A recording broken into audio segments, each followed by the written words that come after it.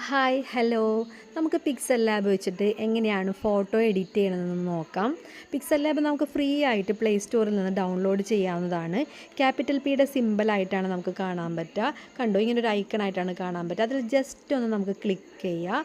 അപ്പോൾ നമുക്ക് ഇങ്ങനെ ഒരു ഇൻ്റർഫേസാണ് ഓപ്പൺ ആയിട്ട് വരിക. ഇത് നമുക്ക് മാറ്റി മാറ്റി കൊടുക്കാനുള്ള ഓപ്ഷനൊക്കെ ഉണ്ട്, 3D ഒക്കെ ഉണ്ട്. നമുക്ക് ഇഷ്ടമുള്ളത് സെലക്ട് ചെയ്യുക. ആ ഫോർമാറ്റിലായിരിക്കും നമ്മുടെ ടെക്സ്റ്റ് വരാം. ഞാനിപ്പോൾ ബേസ് ഫോം തന്നെയാണ് സെലക്ട് ചെയ്തത്. ഇതിൽ ന്യൂ ടെക്സ്റ്റ് എന്ന് പറയുന്നൊരു ഓപ്ഷൻ കാണുന്നുണ്ട്. നമുക്ക് എന്തെങ്കിലും ടെക്സ്റ്റ് വേണമെങ്കിൽ ഇവിടെ ടൈപ്പ് ചെയ്ത് കൊടുക്കാവുന്നതാണ്. വേണ്ട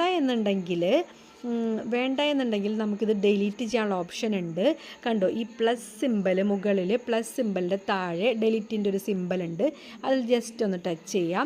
അപ്പോൾ ഈ ഡിലീറ്റ് ചെയ്യാനുള്ള കൺഫർമേഷൻ ചോദിക്കും. നമ്മൾ ഓക്കെ കൊടുത്താൽ അതങ്ങനെ ഡിലീറ്റായി പോകും. വീണ്ടും ആഡ് ചെയ്യണമെന്നുണ്ടെങ്കിൽ നാം പ്ലസ്സിലൊന്ന് ടച്ച് ചെയ്യുക. മുകളിൽ തന്നെ ടെക്സ്റ്റ് എന്ന് പറഞ്ഞ ഓപ്ഷൻ ഉണ്ട്, അതിൽ തൊടുക. ടെക്സ്റ്റ് ഇങ്ങോട്ട് വന്നു. ഇത് നമുക്ക് എങ്ങോട്ട് വേണമെങ്കിൽ മാറ്റാനുള്ളൊരു ഓപ്ഷൻ ഉണ്ട്. ഇതിൻ്റെ ആംഗിൾ വേണമെങ്കിൽ മാറ്റാനുള്ള ഓപ്ഷൻ ഉണ്ട്. അതിൻ്റെ സൈസ് വേണമെങ്കിൽ നമുക്ക് മാറ്റാനുള്ള ഓപ്ഷനൊക്കെ ഉണ്ട്. നമ്മളിത് ജസ്റ്റ് ഇപ്പോൾ ഡിലീറ്റ് ചെയ്ത് കൊടുക്കുകയാണ്. നമുക്കിതിലേക്കൊരു ഫോട്ടോ ആഡ് ചെയ്യണമെന്ന് കരുതുക. അപ്പോൾ ഈ പ്ലസ്സിൽ തന്നെ പോയി തൊടുക. അപ്പോൾ ഫ്രം ഗാലറി എന്നൊരു ഓപ്ഷൻ അതിൽ കാണാം, അതിൽ ടച്ച് ചെയ്യുക. നമ്മുടെ ഗാലറിയാണ് ഓപ്പൺ ആയിട്ട് വരിക. നമ്മളൊരു ഫോട്ടോ സെലക്ട് ചെയ്തു. ആ ഫോട്ടോ നമുക്ക് ക്രോപ്പ് ചെയ്യാനുള്ള ഓപ്ഷൻ ഇതിലുണ്ട്. ഫോട്ടോ ക്രോപ്പ് ചെയ്യാനുള്ള ഓപ്ഷൻ ഉണ്ട്, അത് ഓക്കെ കൊടുത്തു. നമ്മുടെ ഫോട്ടോ ഇവിടേക്ക് വന്ന് ഇവിടെ വെച്ച് നമുക്ക് വേണമെങ്കിൽ അതിനെ എൻലാർജ് ചെയ്യാനുള്ള ഒരു ഓപ്ഷനൊക്കെ ഉണ്ട്. ഇതിൽ നമുക്ക് എന്തെങ്കിലും ടൈപ്പ് ചെയ്ത് കൊടുക്കണമെന്നുണ്ടെങ്കിൽ വീണ്ടും ടെക്സ്റ്റ് ആഡ് ചെയ്യുക. അത് ഇങ്ങോട്ട് വേണമെങ്കിൽ ഇവിടേക്ക് കൊണ്ടുവന്ന് വെക്കാം. ഡബിൾ ടാപ്പ് ചെയ്യുക. അപ്പോൾ ടെക്സ്റ്റ് എൻ്റർ ചെയ്യാനുള്ള ഓപ്ഷൻ വന്നു. നമുക്ക് ഉത്സവം എന്ന് ടൈപ്പ് ചെയ്ത് കൊടുക്കുക. എന്നിട്ട് ഓക്കെ കൊടുക്കുക. അപ്പോൾ നമ്മുടെ ഉത്സവം ഇവിടെ വന്നു.